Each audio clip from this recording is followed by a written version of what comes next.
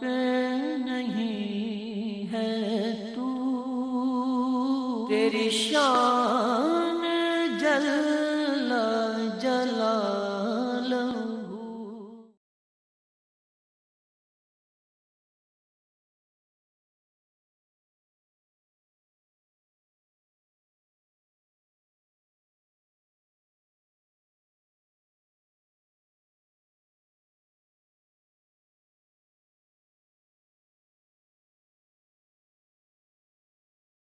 अल्हम्दुलिल्लाहि रब्बिल आलमीन वस्सलातु वस्सलामु अला सय्यिदिल अंबियाइ वल मुरसलीन अम्मा बाद अऊज़ु बिल्लाहि मिनश शैतानिर रजीम बिस्मिल्लाहिर रहमानिर रहीम वला तक़्तुलू औलादकुम खश्यत इमलाक़ नहनु नरज़ुक़ुहुम व इय्याकुम इन्न क़त्लहुम कान ख़ितअन कबीरा वला तक़रबुज़ ज़िना इन्नहु कान फ़ाहिशा व साअ सबीला सदक़ल्लाहुल अज़ीम।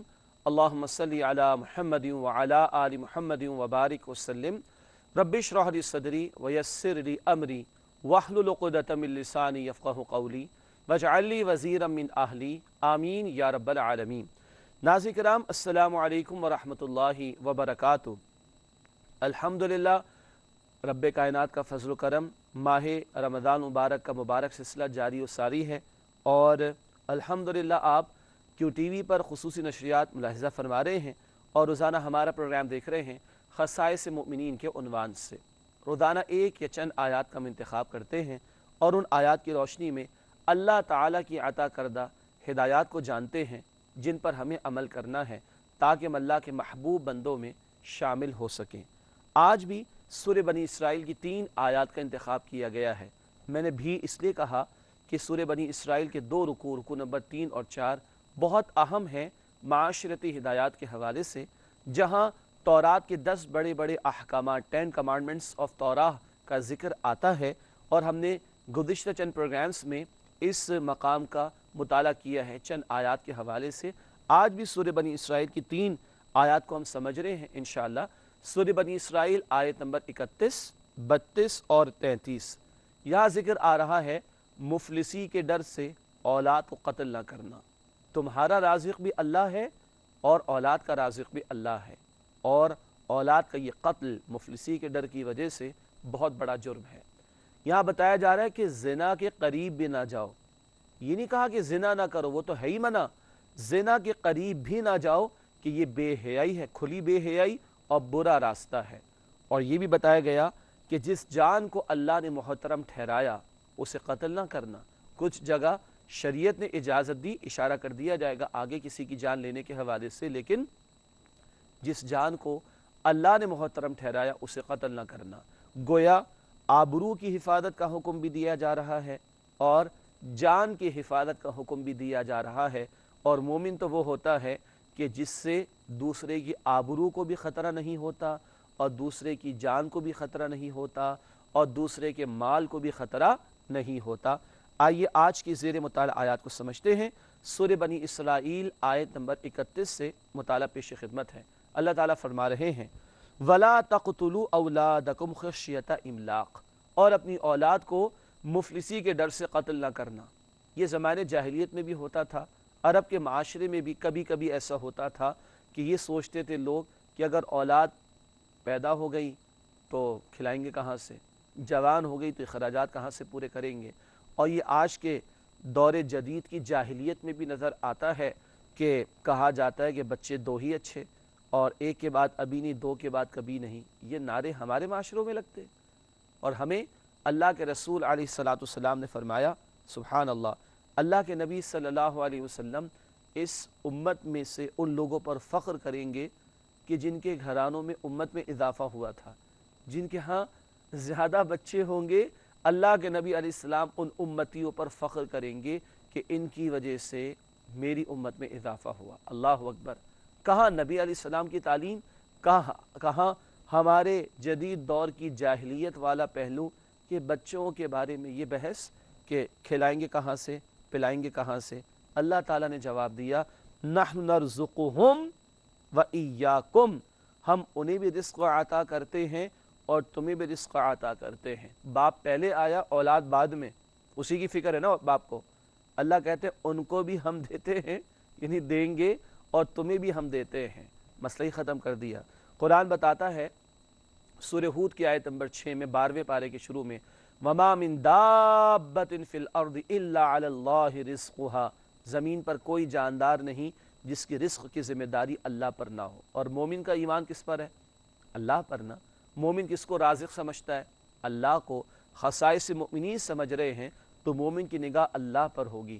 یاد رکھیے زمین اللہ نے پہلے بنائی اور سجائی، وسائل رکھ دیے، پھر انسان کو زمین پر بھیجا. وسائل پہلے آ گئے تھے. بچے کی ماں کے وجود میں دودھ کا اہتمام اللہ پہلے فرما دیتا ہے، پھر بچہ ماں کے بطن سے باہر آتا ہے.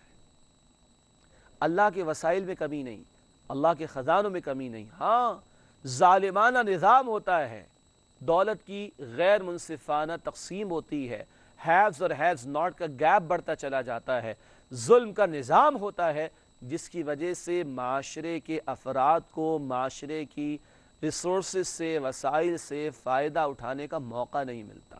تو ظالمانہ نظام کو ختم کرنے کی بات کرو، نہ کہ مخلوق خدا کو مار ڈالنے کی بات کرو. تو فرمایا وَلَا تَقْتُلُوا أَنْ أَوْلَادَكُمْ خَشْيَةَ إِمْلَاقٍ، اور اپنی اولاد کو مفلسی کے ڈر سے قتل نہ کرنا.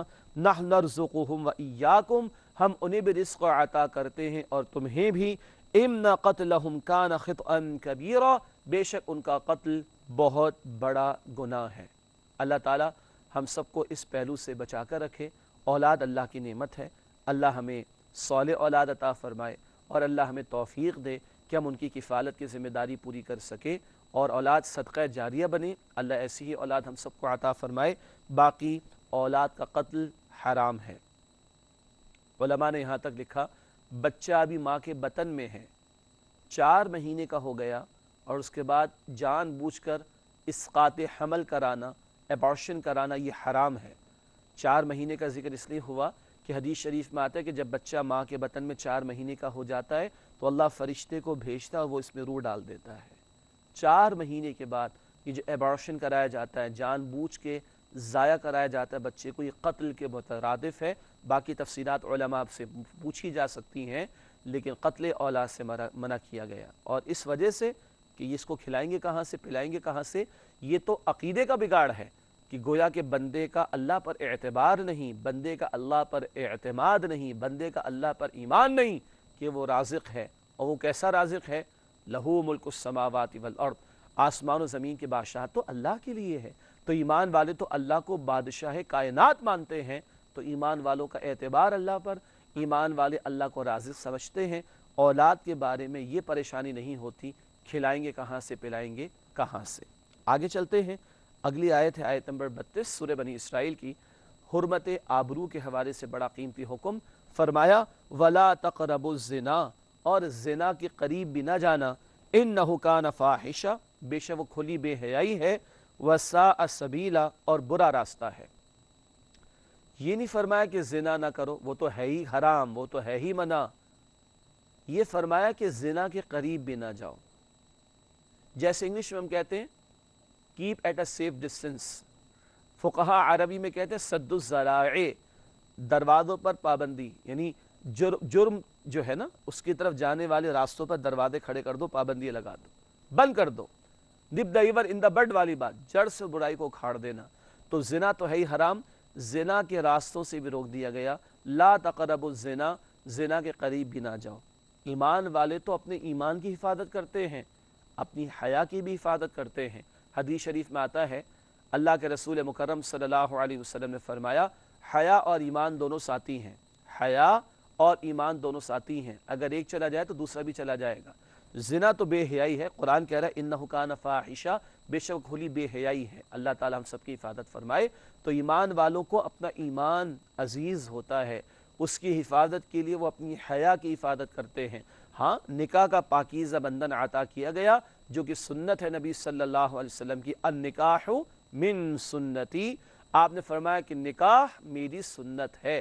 یہ پاکیزہ راستہ عطا کیا گیا فطری خواہش کی تکمیل کے لیے جو کہ اللہ نے انسانوں میں رکھی، اور اس کا ایک مقصود ہے کہ نکاح کا بندھن اس کے ذریعے خاندان ترتیب پائے گا، نسل انسانی کا قافلہ آگے بڑھے گا اولاد کے حصول کے نتیجے میں. جبکہ زنا کا دھندا انہ کان فاحشہ، کھلی بے حیائی، غیر فطری عمل، وساء سبیلا، برا راستہ، اعتبار ختم ہو جاتا ہے شوہر بیوی کا اگر یہ گندے راستے کھل جائے۔ اسی طرح اولاد پر اعتبار نہیں ہوتا، پھر وہ توجہ نہیں رہتی، خاندان برباد، معاشرہ برباد ہو جائے گا۔ اور یہ جو فرمایا زنا کے قریب بھی نہ جاؤ، تو اہل ایمان ہر اس برے عمل سے بچتے ہیں جو بالآخر زنا کی طرف لے جاتا ہے۔ ہمارے دین نے بڑی تعلیمات عطا فرمائیں، کہیں نگاہوں کی حفاظت کا حکم دیا، کہیں نکاح پر زور دیا گیا، کہیں بے حیائی کے امور، مثال کے طور پر فلمیں، ڈرامے، ناچ گانے، یہ رقص و سرور کی محفلیں، شراب نوشی کی محفلیں، گانوں کی، موسیقی کی محفلیں، اسی طرح فحش لٹریچر، فحش تصویریں، فحش ویب سائٹس، فحش پورنوگرافی کے معاملات، معاذ اللہ، یہ سارے کام وہ ہیں جو زنا کی دعوت دیتے ہیں، زنا کی طرف لے جاتے ہیں۔ ان سارے راستوں پر ہمارے دین نے پابندی لگا دی، لا تقربوا الزنا، زنا کے قریب بھی نہ جاؤ۔ پھر بندہ مومن اپنے جسم اور اس کے اعضاء کی حفاظت کرتا ہے۔ حدیث مسلم شریف میں اللہ کے رسول صلی اللہ علیہ وسلم نے فرمایا، آنکھ بھی زنا کرتی ہے، کان بھی زنا کرتا ہے، زبان بھی زنا کرتی ہے، دل بھی زنا کرتا ہے، ہاتھ بھی زنا کرتا ہے، پیر بھی زنا کرتا ہے۔ مسلم شریف کی روایت۔ نامحرم کو برے ارادے سے دیکھنا یہ آنکھ کا زنا ہے۔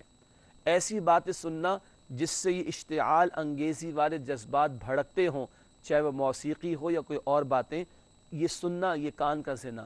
زبان پر ایسی باتیں لانا جس سے یہ اشتعال انگیزی والے جذبات بھڑکتے ہوں، زبان کا زنا۔ دل میں نامحرم کا خیال لا کر برے خیالات کو پروان چڑھانا، ارادے پیدا کرنا، دل کا زنا۔ نامحرم کو ہاتھ سے چھونا، اب تو کیا کچھ نہیں ہو جاتا، لیکن نامحرم کو ہاتھ سے چھونا یہ ہاتھ کا زنا۔ پیروں سے چل کر ایسے کاموں کی طرف جانا، ایسے مقامات کی طرف جانا کہ جہاں دعوت زنا دی جاتی ہو، یہ پیر کا زنا ہوگا۔ آنکھ، کان، زبان، دل، ہاتھ اور پیر کے زنا کا ذکر حدیث میں آیا۔ اہل ایمان اپنے وجود کی حفاظت کرتے ہیں، اپنے اعضائے جسمانی کی حفاظت کرتے ہیں، زنا سے تو بچتے ہی ہیں، زنا تک جانے والے کاموں سے بھی اپنے آپ کو بچاتے ہیں۔ کیوں؟ انہ کان فاحشہ، بے شک وہ کھلی بے حیائی ہے، وساء سبیلا، اور وہ بہت ہی برا راستہ ہے۔ اللہ تعالیٰ اس گندگی سے ہم سب کی، ہماری نسلوں کی، ہمارے گھروں کی حفاظت فرمائے، اور اللہ سبحانہ و تعالیٰ مجھے اور آپ کو، ہم سب کو عفت اور حیا کی حفاظت کی توفیق عطا فرمائے۔ اگلی آیت کی طرف چلتے ہیں، سورہ بنی اسرائیل کی آیت نمبر 33۔ اللہ تعالیٰ فرما رہے ہیں، وَلَا تَقْتُلُوا النَّفْسَ الَّتِي حَرَّمَ اللَّهُ، اور مت قتل کرنا اس جان کو جسے اللہ نے حرام یعنی محترم ٹھہرایا۔ ایک حرام ہوتا ہے پروہیبیشن کے معنی میں، جس کام سے روک دیا گیا، سود حرام، شراب حرام، زنا حرام، پروہیبیشن حرام۔ اور ایک حرام ہوتا ہے سیکریٹ کے معنی میں، محترم کے معنی میں، کہ اس کا احترام کرنا لازم۔ مسجد حرام، اس کا احترام لازم۔ جان کو حرام قرار دیا، اس جان کا احترام لازم، اس معنی میں، سیکریٹ محترم کے معنی میں۔ وَلَا تَقْتُلُوا النَّفْسَ الَّتِي حَرَّمَ اللَّهُ، اور مت قتل کرنا اس جان کو جس کو اللہ نے محترم ٹھہرایا، اِلَّا بِالْحَقِّ، سوائے حق کے ساتھ۔ ایمان والوں کے معاشرے میں کہیں کہیں قتل کی اجازت شریعت نے دی ہے، مثلا قاتل کو قتل کیا جائے گا قصاص میں، ڈاکوؤں کی یا اسلامی حکومت کے باغیوں کی سزاؤں میں ایک سزا قتل کر دینا بھی ہے۔ اسی طریقے پر شادی شدہ مرد یا عورت زنا کا ارتکاب کرے تو رجم، اسٹوننگ ٹو ڈیتھ، پتھر مار مار کے قتل کرنے کی سزا ہے۔ جنگ ہو گئی مسلمانوں کی کفار کے ساتھ تو حربی کافر جو جنگ میں لڑنے کو کافر آگے، اس کی گردن اڑائی جائے گی، وغیرہ وغیرہ وغیرہ۔ تو چند مواقع ہیں جہاں شریعت نے کسی کی جان لینے کی اجازت دی اہل ایمان کو، الا بالحق کے ذیل میں وہ باتیں آئیں گی۔ فرمایا مت قتل کرو اس جان کو جس کو اللہ نے محترم ٹھہرایا، الا بالحق، مگر یہ کہ حق کے ساتھ، کہ جہاں شریعت نے گنجائش یا اجازت عطا فرمائی۔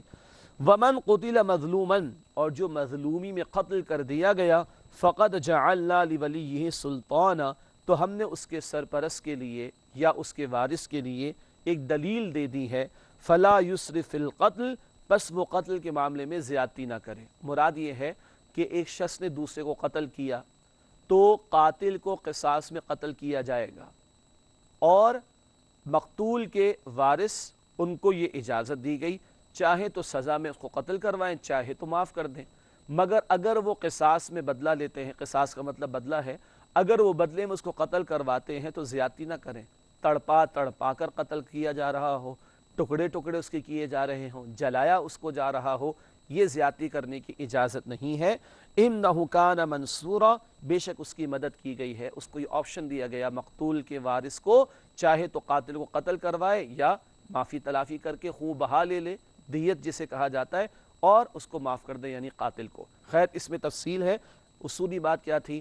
جس جان کو اللہ نے محترم ٹھہرائے اسے قتل نہیں کرتے۔ ناظرین کرام، آج ہم نے سورہ بنی اسرائیل کی 3 آیات کا مطالعہ کیا۔ آیت نمبر 31، 32 اور 33 کی روشنی میں پہلی بات، اولاد کو مفلسی کے ڈر سے قتل نہ کرنا۔ مومن کا ایمان اللہ پر ہوتا ہے کہ رازق اللہ ہے۔ نمبر 2، زنا کے قریب بھی نہ جاؤ، وہ تمام باتوں کو، کاموں کو، ذرائع کو چھوڑ دو جو زنا تک لے جانے والے ہیں۔ مومن اپنی عفت اور حیا کی حفاظت کرتا ہے اور نکاح کے پاکیزہ بندھن کو اختیار کرتا ہے، اور زنا تک لے جانے والی تمام باتوں سے اپنے آپ کو بچاتا ہے۔